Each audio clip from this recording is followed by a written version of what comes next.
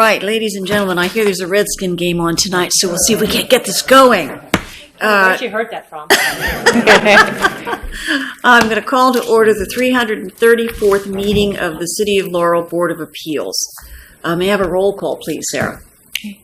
Mr. Whitley, Mr. Lee, Present. Mrs. Les, Present. Mrs. Collins, Present. Chairwoman Shanat. Here. You have a quorum, Madam Chairwoman. Thank you, thank you. We'd like to welcome everybody, and we will get to everybody's situation here as we go down the list. Item number 2 is approval of the minutes from the July 23rd meeting.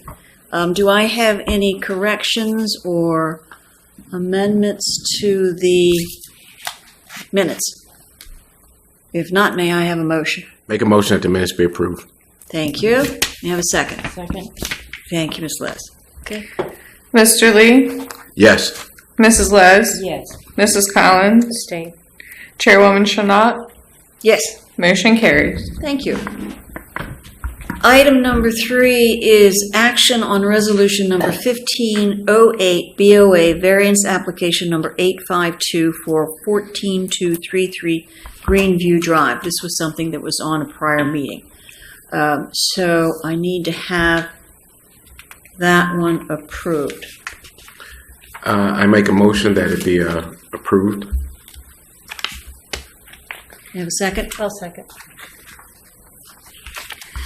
Mr. Lee, Yes. Mrs. Collins, Yes. Mrs. Les, Yes.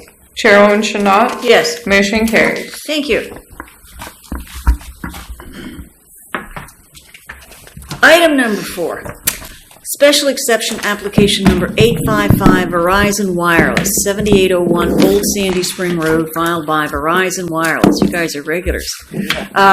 May I have a reading of the record, please? Special exception application number 855 was filed on June 30th, 2015 by Verizon Wireless, requesting approval to install one cell antenna on the Exxon gas station canopy and install wall equipment at 7801 Old Sandy Spring Road. The property is zoned CG Commercial General. The antenna is 7 feet, proposed to be 7 feet in height, to be located in the southeast corner of the canopy, which is adjacent to 198 and Van Dusen. The canopy itself is 18 feet in height, and the wall equipment is proposed on the south side of the Exxon building.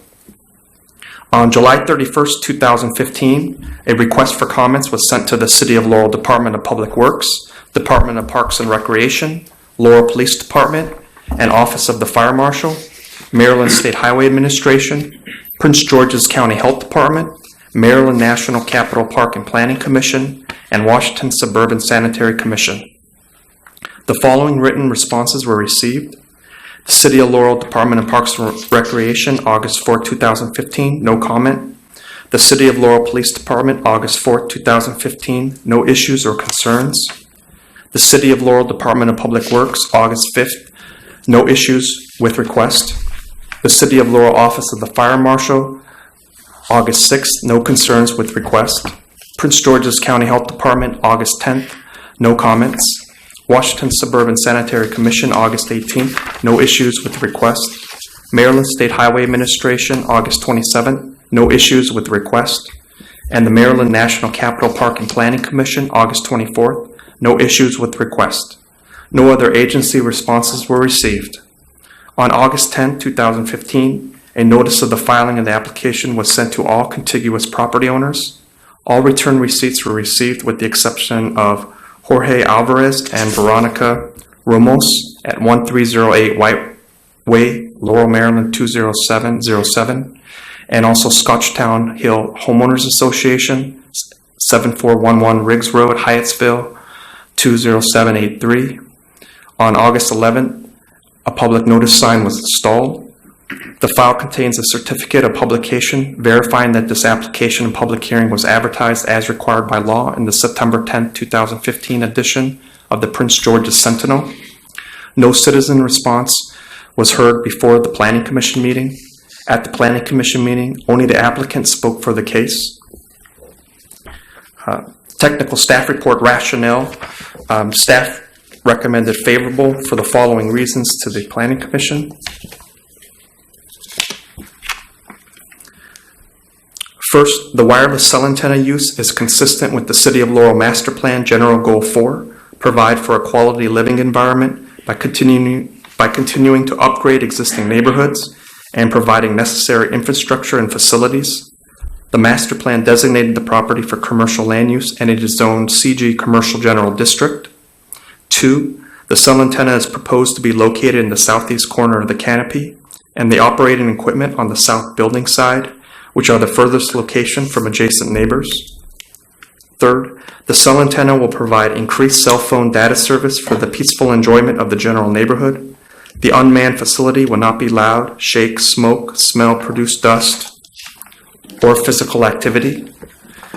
The outside of the antenna will be wrapped in a tube in order to provide screening and reduce glare. Fourth, the proposed use is an expansion of a public facility. 14 departments and agencies were given notice and none responded with an objection. And fifth, the antenna will extend 7 feet above the 18 feet tall canopy, which is half of the maximum height limitation.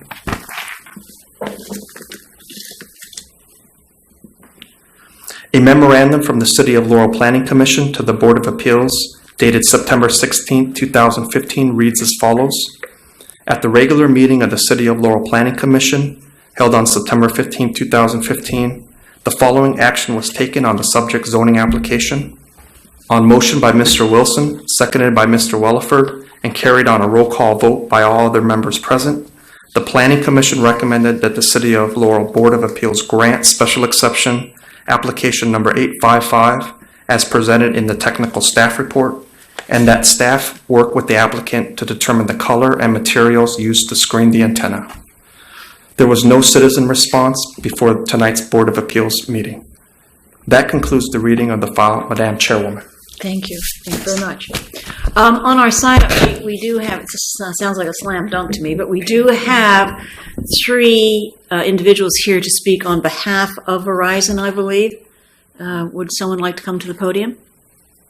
Give us your name and address for the record, please.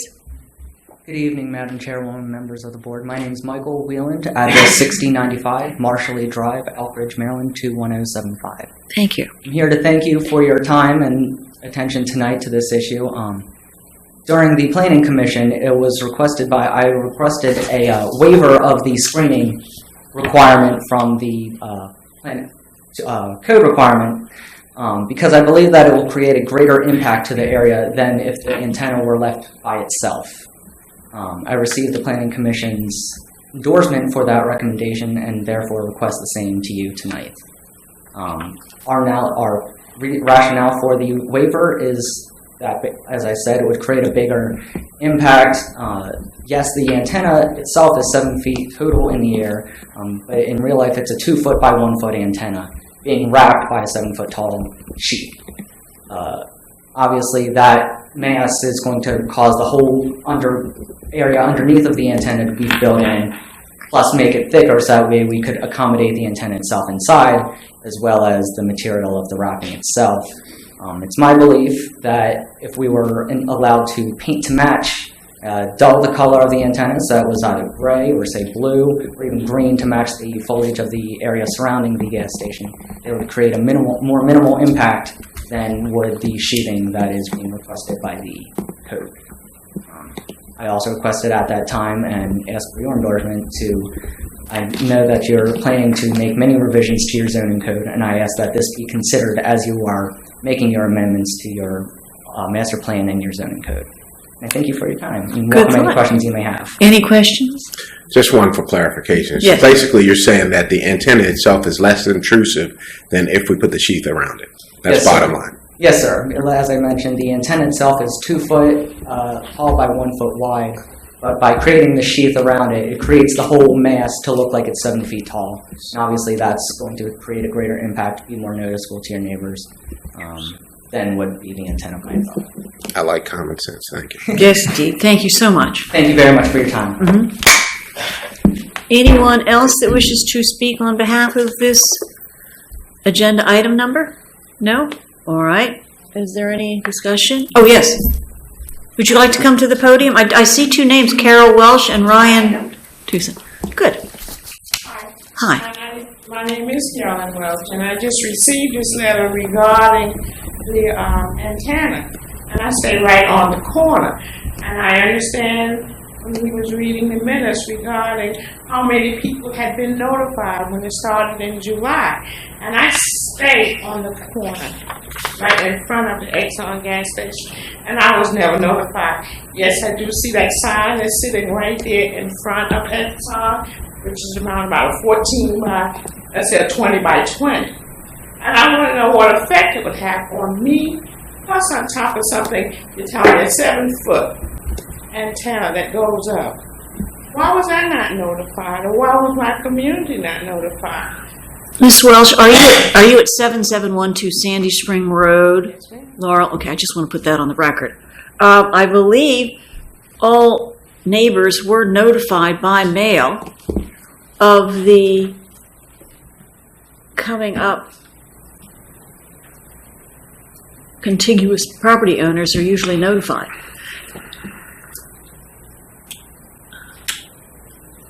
So you feel that you weren't individually notified, but you saw the sign there that's been posted. I was notified on August the 10th. Listening at the minutes, this process started in July. No, ma'am, was never notified. So do you have an objection to it, or are you just questioning? I'm sorry. Are you questioning the aesthetics of it or the safeness of it? Safeness, number one. Okay. I know that's all that I know of. And I know on what was it, the 15th that you had another meeting, and I'm not sure where it was. It was recommended to the Laurel Board of Appeals. And the public meeting was tonight. So I said, I'm coming because I want to know it's got to affect me somehow. If it's a positive, great. I understand Verizon. I own Verizon myself. But when you're putting a 7-foot antenna right across the street in front of me, you have, as I was talking to my neighbor, we have radiation and all kinds of things that may or may not happen. But being notified is one of the things that I feel like staying in the community, being right there. I should have been warned. I was talking to a Verizon person, and I did give him an example. I walked out of my house one morning at 7 o'clock in the morning, and Verizon had a bobcat in my yard. So I'm not being notified. So I do have a concern. Is it going to affect me harmfully or anything else?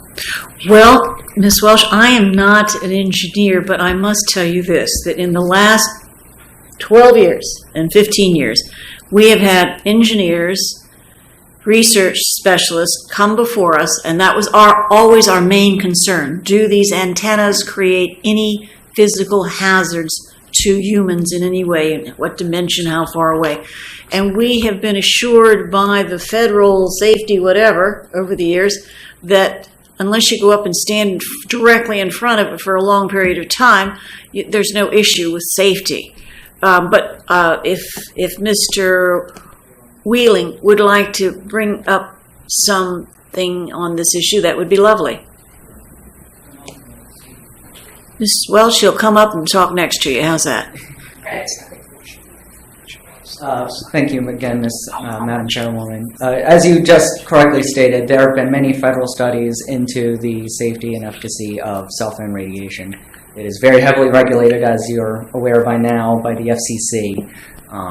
And I've also had personal training by my employer, which is a contractor, and we actually do our work for Verizon Wireless from a company outside of it called Network Building Consulting.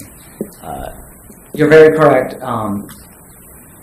Unless you are basically within 6 to 12 feet of it, you would not experience any radiation. There's many rules that we are trained in that say if you are within 6 feet of an antenna, and you can stay with it for up to a minute, and then you have to go out to metabolize out. This is non-ionizing radiation, which means that it is perfectly safe. It's basically the same as the radio signals emitted by a basic radio station, a music station, if you will. It's no more dangerous than having the phone in your pocket itself, as many of us do. I confess that I have my cell phone right here in my breast pocket. I imagine Many of you ladies have a cell phone in your purse, gentlemen, in your either blazer pocket or your pants pocket itself. I can certainly understand why many citizens continue to be concerned about this, and we welcome that, and we thank many citizens for that. It keeps us on our toes, and it keeps the government on its toes. But Yes, because there are so many of them now. There are really so many of them. They have downside also, Mrs. Wells. They used to be enormous, and now they are coming down in size and dimension. So that's another good feature of them. I don't know, in the packet, do you have where we can show, Ms. Welch, what the ending result would be faster than I can? yeah, I apologize. I don't have my photo simulations on me. I was not able to print out another copy. I do have an elevation, which I'm welcome to share, and I actually shared with Ms. Welch earlier. And welcome, Ms. Welch, back if you would Yeah, but that's like to see it again. And I apologize if, just for the record, I'm looking at page C3 of my construction drawings, which were submitted. This small black box, which I have outlined right here, that is going to be the antenna. As I said, it's going to be a 2-foot tall by 1 foot wide. The 7-foot, while it's in the staff report, I must admit I would disagree with the verbiage of it. I understand why staff says it that way because they're talking about the visual appearance of it. Right. The actual antenna itself is only 2 foot by 1 foot. It's low powered because it is such a small size and does not have a large coverage goal. We're basically intending to cover Van Dusen Road, 198, just because they are very busy areas. Obviously, 198 is your main connection to 95, Highway 95 in this area, so a lot of traffic comes through that way. The small cell is meant to alleviate some of the traffic. That's all coming in at the same time during rush hours. That way, the traffic is dissipated. If you've watched a recent commercial, since Verizon's and also, second, we're actually Verizon now. We changed the name and we changed the logo. There's a commercial that's out that has a bunch of CGI people running through a very narrow single door panel, if you will. They're using all these people to demonstrate the massive flood of traffic that goes through. The small cell, as I know I explained to you, and the last time I was able to meet with you, basically provides extra doorways so that the traffic can proceed through multiple avenues. That way, no one gets clogged up. And the antenna is on top of the roof. Yes, ma'am. And how far back from the edge of the roof is it? So that you really visibly won't even notice it. I guess it's. No, we just want to answer your questions. They have the bank right here. Why did they not go to the bank? Because since I'm saying there's so many residents right there, the bank is taller. Well, and it's further away from the neighbors. This was a decision to apply for that location, which the city has researched, city staff, and approved. Safety issues have been considered, and I was just asking staff and Mr. Whelan if they could, reassure you that there isn't any ugly 7-foot yellow sign that's going to be up there. You won't even notice it. Safety is the most important factor involved, and so I think that's been taken care of as well. I can ask you one other question. As you were saying about there's no neon signs on it as of yet. You said there are any. Right. And I'm saying as of yet. Well, and can we, as the citizens, as the residents, if something like that does happen, come back to this? Absolutely. They can't do anything to those antennas without coming back here first. We've approved what they have. They must come back before the city with any changes. And we as a neighbor, as a resident here, feel like that I'm not getting the... That I'm not sure I'm not sure to tell you. You might want to talk to the staff. Yes. Yes, we got a receipt here. Someone signed it. I have it. This is it. Oh, okay. Well, you had... Madam Chair, what's the date on it? What's the date on that? On the receipt. August 10th. And what's the date on the receipt? Yeah, no date, but the signatures looks like T.A., like Thomas, someone with the T. Yes, there was a friend of mine from New Jersey, no less. Okay, well, that's who signed Luckily, this. she signed for you. Okay. So anyway. Madam Chair, Yes. I think that the question that July is when the application was received. It didn't get scheduled until for the September hearings. September was the first hearing, was the Planning Commission on the 15th. In August, the Mayor and City Council are on hiatus, and as well as the Board of Appeals and Planning Commission. So there was no meeting in August. So you were notified on August 10th about the September 15th and then Planning Commission hearing and then this hearing. So it was more than a month before the first hearing that was held on this. So there was no meetings held in July on this. That was just when they applied for the request and turned in the paperwork. And then then Robert has to review everything, send out notifications, get comments back. So that's why, it was July is really when they just submitted their application to us. Okay, but like I said, I just feel like this meeting here or in citizen, when citizen notices are coming, at least, if it's that close, that the neighbors be notified July the 10th when it first started, not when it's ending. And I feel like right now I have no voice. I have a voice because I'm speaking, but it sounds as though it has already happened. And that's how I feel. Well, we thank you very much for attending the meeting. We're glad we have citizens that are this concerned in Laurel, truly. I have another sign up. Would you like to come up? I can't read your last name. It's Tucson? Twazon. I was close. Ladies and gentlemen, Your name and your address for the record. My name is Ryan Twazon, 15600 Haynes Road, Laurel, Maryland. I live right next to Miss Welch right there. I just want to show you a picture that I took just before I left of looking out my daughter's bedroom window, looking at the Exxon, which is, like the window is same height as the canopy. All right, so now they're putting so that canopy is 18 feet, and that antenna is 7. So we're just talking about 25 feet. So that antenna will be level in my bedroom and my daughter's bedroom because our rooms are adjacent to each other, facing the Exxon. I was just, as Michael here said, that the wireless industry is a very heavily regulated industry. Well, so is Volkswagen. I'm just saying, Volkswagen is the car industry is a very, very regulated industry, and yet it took a private or University of Virginia to find out that they were cheating on their exhaust emissions. And now they're being fined, they're going to be, an inquiry, and, they're talking about 500,000 vehicles that are non-compliant. Well, all these studies with the wireless, how old is the wireless industry now? Like before, we have asbestos, we have DDT, and we have Freon that we're all using, and then decades later, we found out that it's harmful. Yes, that's true. Yes. So now what I'm saying is the radio frequency is microwave, and it's level to my bedroom, where my 5-year-old daughter is also, sleeps. How far away is it? Across the street? I'm sorry, I can't tell from here. So it's And totally across across all of across the street. the highway.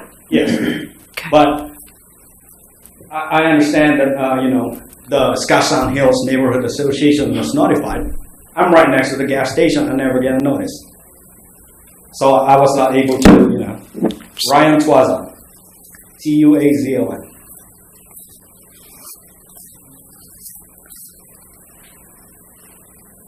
Well, we can only go on the safety issues by what the federal government does tell us.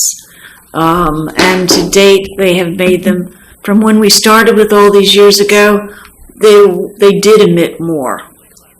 And each time they've improved them to the point where now you can be, you're not supposed to be in front of them, but they're not going to harm you the way they would have years ago. So they have progressed with safety issues. They have made them smaller, and thank goodness, because they put them everywhere so that they can just make us so in communication constantly with everywhere, every time, that it's a necessity in life. And if they're that far away, that one is that far away from your daughter's window, I would think that it would be extremely safe. I don't know if this is far away, for a 60 watts antenna to be emitting. That's the view. Well, I think according to standards, that is more than enough distance to be a very safe distance and cause no harm to your daughter in her bedroom. Excuse me. Is there anything else you would like to ask of our... As you say, it's according to the government. Well, let me go back to the Volkswagen analogy. All right? For years, diesel were emitting all this black smoke. And then they clean them up. They call them clean diesel. Even the government is saying that they gave them, low emissions, low pollution vehicles. And now we found out that Volkswagen was cheating and their cars were emitting 40 times the nitrous oxide emissions set by the government. So how can we be sure that, the radio frequency, the microwave that these antennas are emitting, are not detrimental to the health of people that are around it? And as I've said, I got a article here from the American Cancer Society, and it's talking about, of course, I don't know if you want to see it, ma'am. Certainly. May I? Yes, please. It's like in here, it's saying how are you exposed, and they're saying if you're level, if you're ground level, then you don't need to worry about it. But if you are at level of the tower, then it's saying that the exposure are still a little bit less than what the limits are. You've done a nice job of research here, sir. It really does infer some of these things that you're saying, but it doesn't give us distances, really. It just says closeness, and it doesn't say what closeness is that causes the harm. So the FCC, according to what we have for fact at this point, says that it is safe within its standards. And if something changes, I guess we'll be advised. But right now we have to base it on fact that we have. Yes, ma'am. And one last thing. Michael here said that that tower will be for coverage of Van Dusen and 198. And as Ms. Wells said, there is Tower Federal Credit Union right across the street, which is taller, which is on the other side of Van Dusen and 198.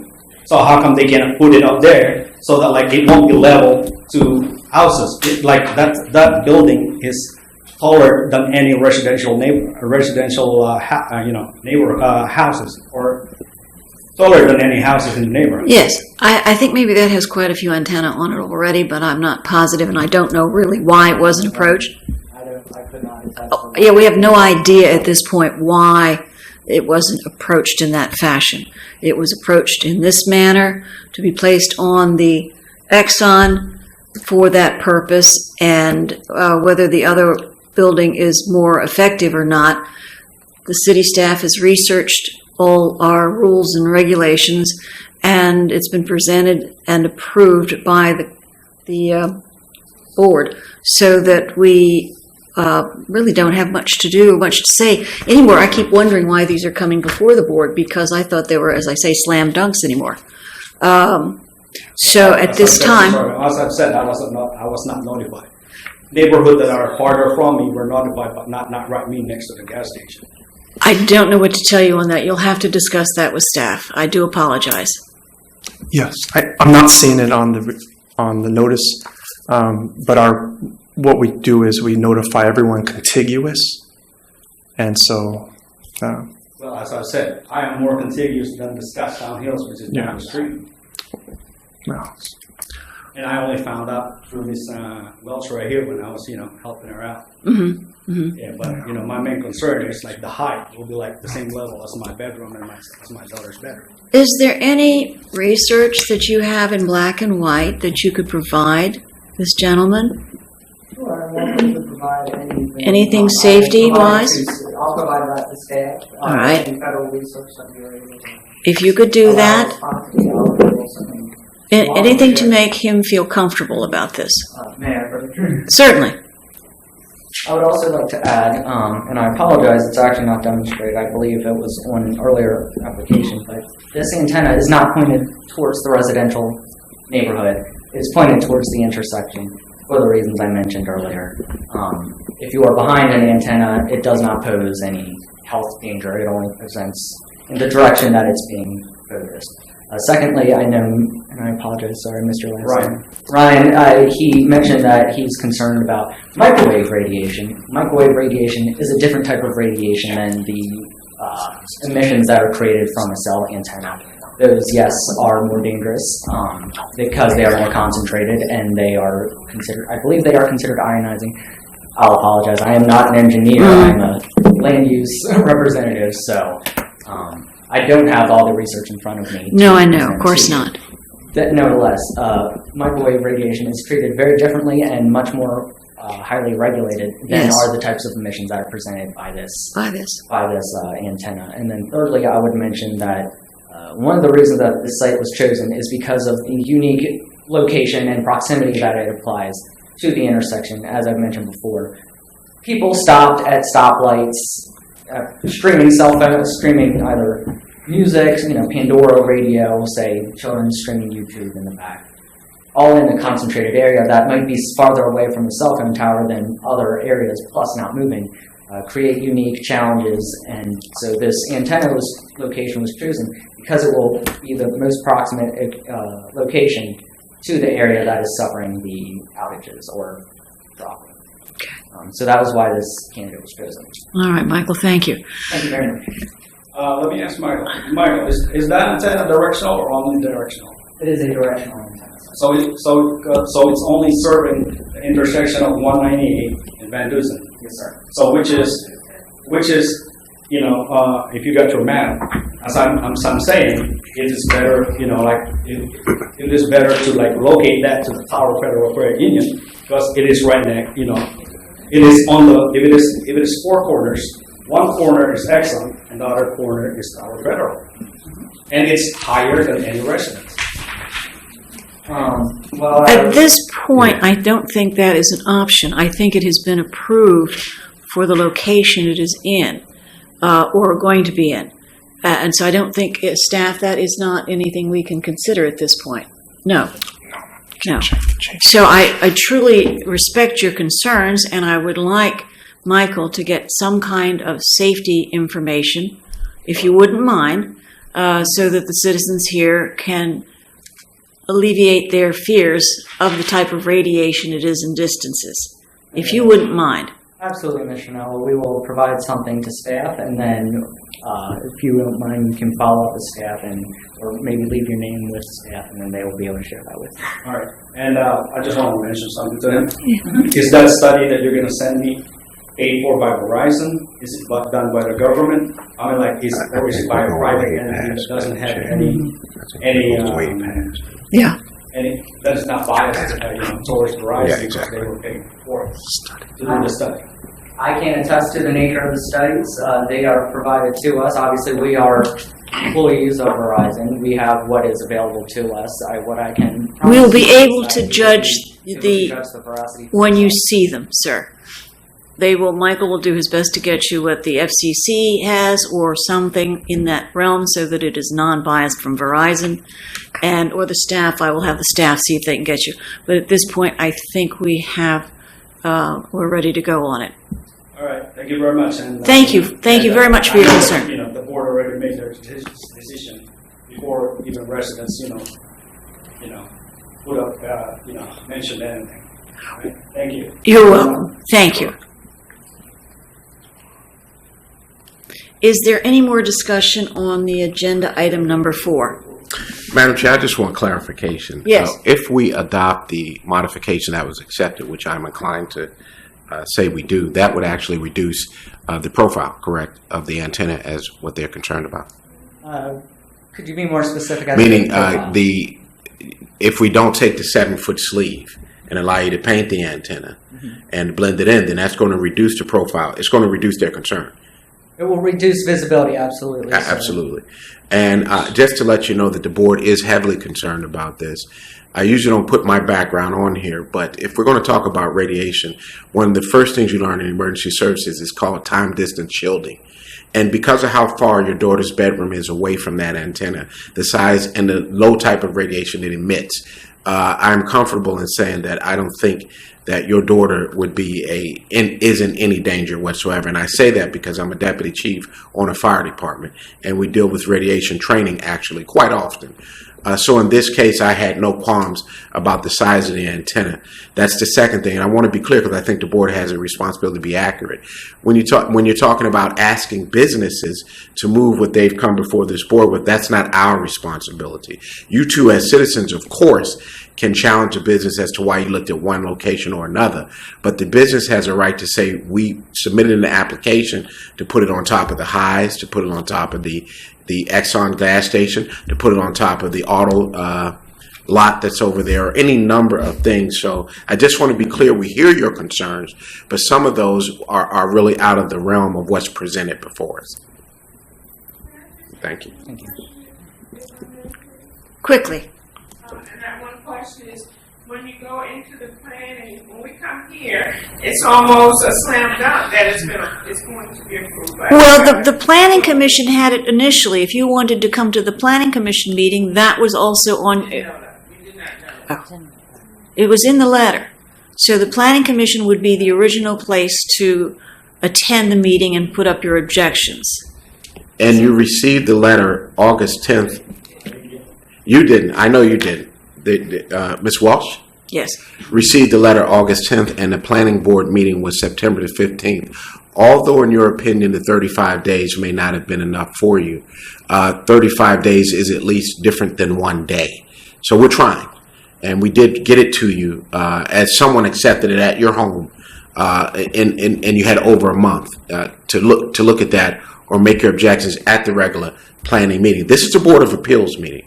So once it comes to us with a recommendation from the planning committee, that's what we're acting upon. And that's why I want to be clear about that. And sir, the same for you, before it comes to the Board of Appeals, there's an opportunity to make sure that we look at all the things we should be looking at as a city. And hopefully in the future, you'll be just as involved in whatever else comes up in your neighborhood. Thank you, Mr. Lee. All right. Is there any other discussion on this agenda item, or may I have a motion? I make a motion that the Board of Appeals grant the special exception application number 855 as presented in the technical staff report, and the staff work with the applicant to determine the color of materials used to screen the antenna, and that would adopt the recommendation. May I have a second? I'll second. Thank you.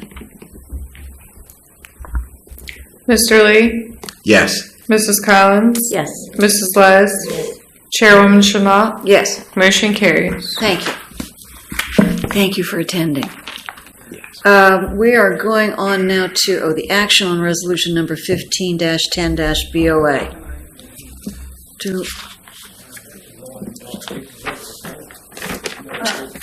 Madam Chair, we need a motion on the resolution as well. I know, but I don't have it. Does anybody have it? Yes. You have it? Okay. This is on. Give me a second. I know. Oh, they don't have it. I had it. Here it is. You have It's it? resolution 15-10-BOA. Yes, here it is. Okay, sorry. Go ahead, Mr. Lee. So I make a motion that we adopt resolution 15-10-BOA. Thank you. May we have a second? Second. Thank you. Mr. Lee? Yes. Mrs. Collins? Yes. Mrs. Les? Chairwoman Chanel? Yes. Motion carries. Thank you. Okay, I had that's lost done. them. Okay, item number 8, special exception application number 856, Auto Service Center with Repair, -706 Washington Boulevard, filed by FM 198 LLC. May we have a reading of the record, please? Yes, this application was filed June 30th, 2015, requesting approval to allow an auto service center with engine and minor vehicle repair with waiver of 1 parking space. This location is the Monroe Muffler Brakes space, which is at the west end of Pasta Plus. The application excludes auto body repair and painting.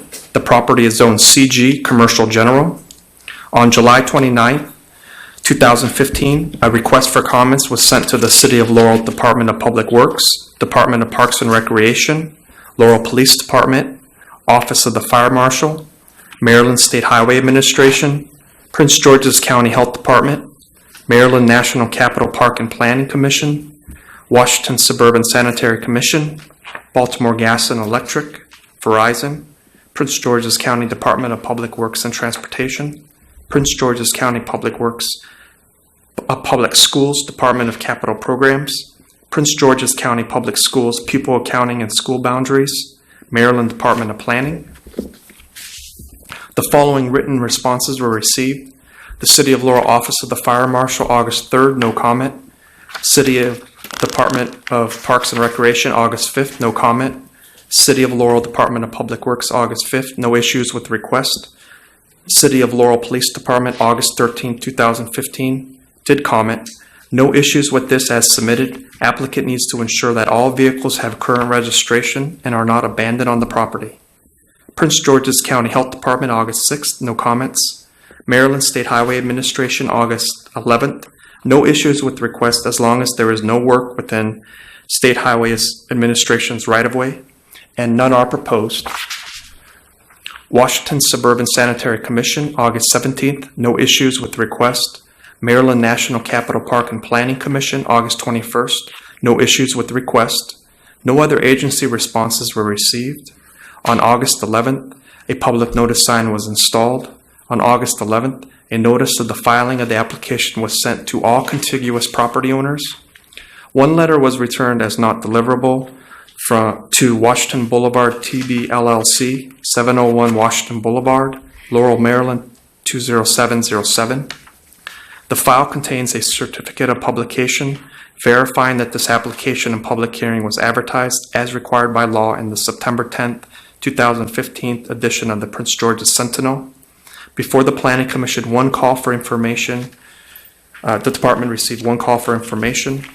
At the Planning Commission, only the applicant spoke for the case. Technical staff report rationale. Staff recommended this to the Planning Commission for the following reasons. 1, the property is zoned CG Commercial General and has been used for vehicle repair and service since 1969. The purpose of the CG zoning classification is to provide locations for general retail commercial activities, serving a large portion of the regional area, and where possible, located on roads carrying large volumes of traffic. This property is located at the corner of US 1 and State Road 198.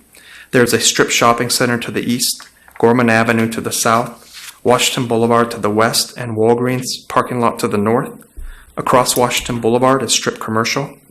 2, there are no residents within the surrounding area. The repairs will be conducted indoors without affecting other workers.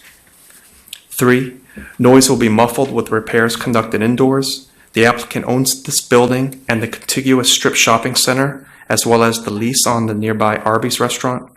Businesses located on other properties are distant enough to not be affected by vibrations, smell odors, or see dust, glare, or physical activity. 4, the Washington Sanitary Sewer Commission has stated that the existing 6-inch water and sewer lines that abut and pass through the property are adequate. The City of Laurel Chief of Police admonished the applicant that all vehicles have current registration without abandonment on the property. 12 other departments and agencies either submitted in writing no objection or did not respond to notice about the use. 5A, the lot meets the distance criteria. It is located more than 300 feet from a school, park, playground, or hospital. There is no surrounding residential use or zone. 5B, the lot is surrounded by commercial uses in commercial zones. 5C, the use proposes no driveway modification. 5D, the existing 3-bay service garage doors require 12 parking spaces. There are 12 existing parking spaces striped. A few months ago, the applicant removed the trash enclosure located in the driving aisle between the garage doors and Washington Boulevard. The applicant located a new enclosure across parking spaces along the north property line. The applicant proposes removing half of the existing trash enclosure and requests 1 parking space waiver, so 11 parking spaces are still provided. Staff supports granting 1 parking space waiver because the new trash location removed the structure from the driving aisle. The wider driving aisle allows safer internal vehicle circulation for all drivers. Adequate off-street parking spaces are provided with 11 spaces, while public safety was promoted by removing a structure from the driving aisle. 5E, the use will be conducted indoors, so it will not be detrimental to established uses because the walls will buffer any noise, vibrations, fumes, odors, dust, glare, or physical activity. 5F1, a need exists for automotive service centers as gas stations have all but eliminated repair bays in favor of convenience stores. With the complexities of modern automobile engines, fewer repair shops exist due to the high costs of the necessary diagnostic equipment and the need for a highly trained specialized labor force. This has forced many consumers to utilize car dealerships for their automotive repairs, which often come with higher prices. The continuation of the subject property as the location for automotive repair services will allow for this need to be fulfilled without the need to go to a car dealership. 5F2, the U.S. Census 2014 estimates for the City of Laurel population at 26,160. The City of Laurel is approximately 4.8 acres. A Google search shows 13 auto repairs within the municipal boundary, which includes 4 dealership repairs. A need exists for the proposed automotive service center with repairs to service the population, which currently has a ratio of 1 auto repair per 2,000 residents. Half of the auto repair is concentrated in the warehouse building south of Staggers Road, approximately 2,000 feet south of the applicant's location. The applicant location is easily accessible from US 1 and State Road 198 to serve residents. 5F3, and the last one, McFadden Service Center is located southeast of the site at 141 Bowie Road. However, the proposed location will not result in a multiplicity of uses in the general neighborhood. McFadden Service Center is accessed from northbound drivers on Baltimore Avenue. In contrast, the proposed location is accessed from southbound drivers on Washington Boulevard. The proposed location has been used for automotive use since 1969. It is designed for vehicle use with 3 existing garage service bays. The reuse of this vacant space will not result in multiplicity because the businesses are located in different areas, separated by 500 feet of crosstown traffic accessed from different directions. A memorandum from the City of Laurel Planning Commission to the Board of Appeals dated September 16, 2015 reads as follows. At the regular meeting of the City of Laurel Planning Commission held on September 15, 2015, the following action was taken on the subject zoning application.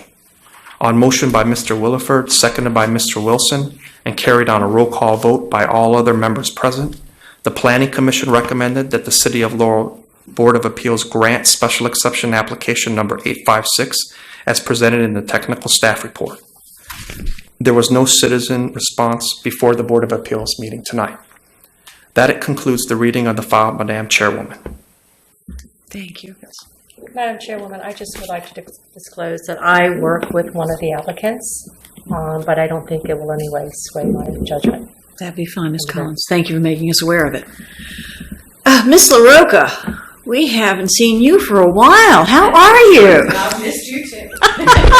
No, it's always a pleasure to be back in Laurel. Nice to see you. Absolutely. I wish my whole practice could be here. It'd be lovely. So thank you. Good to be back. Michelle LaRocca with Myers, Rodbell, and Rosenbaum, offices in Riverdale Park, Maryland, here tonight on behalf of the applicant and the owner. And we're in full agreement with the findings, conclusions, and recommendations as put forward by your staff. And we're very happy with the unanimous recommendation by the Planning Commission to you tonight. So we have our whole team with us in case there are any questions in terms of, while we file the application or how we intend to use the space. And Max is here too in terms of his support of wanting to reuse this space. I wondered what he was doing. Yeah. Max and the Pasta Plus restaurant owns this site, so they're actually, when you see the applicant, it's really Max. Oh, I was wondering about that. Who is that? Yeah, who is that? Oh, okay. Yeah, Okay. I wasn't sure if they were going to open another bay and closer to the restaurant or something. So from what I understand and read, they're really not changing much of anything other than they cleaned it up a little bit. They're going to have 3 bays, 1 less parking. City has no objections. Nothing in the way of sewage, pollution, what have you, issues. It is a tight corner. It has always been a tight corner. Yeah. But in my opinion, usually garages are not having vehicles going in and out on a continuous basis. You drop them off and you come back midday or late day. Exactly. And this So- has parking immediately right in front of those bays too, and the bays are very nice and deep. You can pull the cars all the way in. And it was the prior tenant who put the dumpster up and really did, overdo it in terms of how big that dumpster is. So it's a perfect opportunity to go back and amend that and put in something reasonable that should work for the future tenant as well. Okay. So make it smaller, get it away from the right of way, Yeah. clean it up and make it look better. Yeah. Board members, questions? No questions? Thank you. You're welcome. Good to see you. Good to see you too. Ladies and gentlemen, then may I have a motion to approve this application? Did you want the motion on the resolution first or the? I think we have to, Special exception. we do the Okay. special exception first, then the First, all right. resolution. We always get that messed up. It's Yes, okay. I do. sometimes. I always do. Don't worry, Mr. Lee. I make a motion that we adopt the committee's recommendation for approval of special exception number 856. Okay. May I have a second? Second, thank you. Mr. Lee, Yes. Mrs. Collins, Yes. Mrs. Les, Yes. Chairwoman Chanot, Yes. motion carries. Thank you. Thank you very much for coming, and we'll look forward to having a new garage. Now the resolution. Now the resolution. Yes. You just never forget that resolution. Okay, Mr. Lee, you're good at that one. Madam Chair, Yes. I make a motion that we grant the resolution number 15-11 BOA as recommended. Thank you. May I have a second? Second. Okay. Mr. Lee, Yes. Mrs. Les, Yes. Mrs. Collins, Yes. Chairwoman Chanot, Yes. motion carries. Thank you so very much. Thank you all for coming. Thank you for your time tonight. We appreciate it. Certainly. We have one more item on the agenda, which I don't know if you really need to be here for, which is item number 12, Board of Appeals Rules of Procedure. And since we don't have a comparison, and to be honest, my book is so old, I had no idea where it was. To do a comparison on the changes, can we get a little synopsis on it as to what the change is? Okay, there aren't really changes, there are additions. It's based on Division 4 of the Unified Land Development Code, Board of Appeals. Under Section 20-5.2, Powers and Duties, the board is empowered to adopt and from time to time amend or supplement rules or procedures not inconsistent with the provisions of this article. Want to give me an example? There have not been previous rules adopted by the Board of Appeals. No. That was apparent to the city solicitor's office going through the Wawa hearing, that there wasn't a specific procedure to follow. Yes. So Mr. Manzi's office, Mr. Shea is here, prepared the rules and procedures to follow for public hearings and appeals. And this lays out how a meeting and hearing should be held, and how the board should follow the facts and the laws regarding, and then it's listed the items. So we actually are gaining a little power here. The quorum and so forth are all exactly as contained in the code. The expansion is how to hold the hearing, the pre-hearing requirements, and the order of evidence. And those are not contained within the code, but these are recommended by the city solicitor's office. This is the way other municipalities and counties do these things. Okay. Any questions, Mr. Lee? Just one question. Certainly. What we're getting ready to adopt, none of this runs in conflict with any other boards, committees, or commissions of the city of Laurel and Prince George's County. No, sir. This is specific to this Board of Appeals. Right.